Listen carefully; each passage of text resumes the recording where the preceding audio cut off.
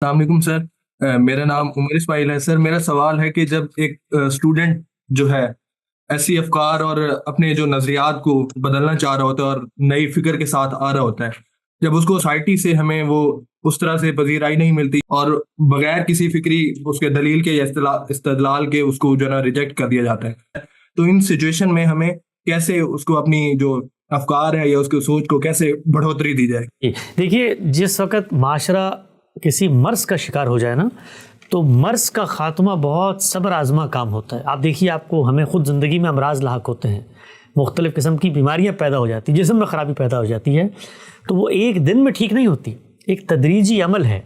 سماج یا معاشرہ اگر اس جگہ تک پہنچا ہے تو اس کو پہنچنے میں صدیاں لگی ہیں۔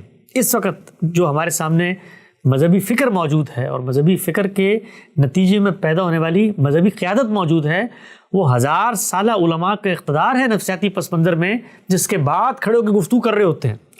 تو اس سوسائٹی میں آپ چینج لانا چاہتے ہیں، اس معاشرے میں آپ تبدیلی لانا چاہتے ہیں، تو یہ تبدیلی کا خواب اور یہ تمنا پذیرائی اور یہ جذبہ ستائش، اس کے ساتھ تبدیلی نہیں آ سکتی۔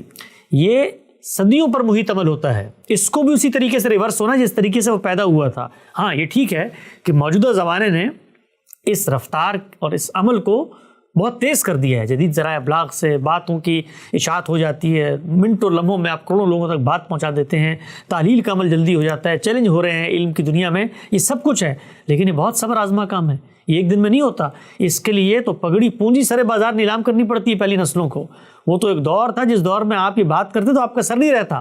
تو آج تو کم سے کم ہم بات کرنے کی پوزیشنز میں ہیں، اپنے ملکوں میں نہیں کر سکتے، غیر ملکوں میں جا کے کر سکتے ہیں، آپ سوشل میڈیا کے ذریعے مخاطب ہو سکتے ہیں۔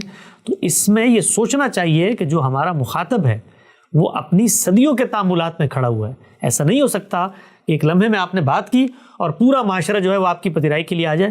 معاشرہ تو دنیاوی معاملات میں ماننے کو تیار نہیں ہوتا، آپ یہ دیکھیے، تو پھر دین کی روایت ہے، اس کے ساتھ تو ہماری جس کو آپ کہتے ہیں ایک دینی وابستگی جڑ جاتی ہے عقیدت کی۔ دنیاوی معاملات میں بات منوانا آسان نہیں ہوتا، سیاسی معاملات میں بات منوانا آسان نہیں ہوتا۔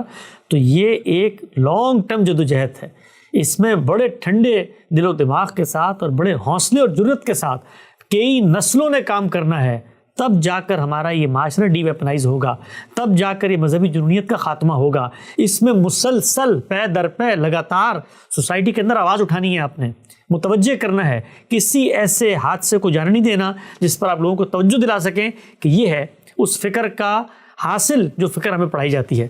تو لمبا کام ہے بھائی، یہ لمبی اننگز ہے، اس میں آپ کو ہلکی ہلکی گیندوں پہ شاٹ مار کے کھیلنا ہے۔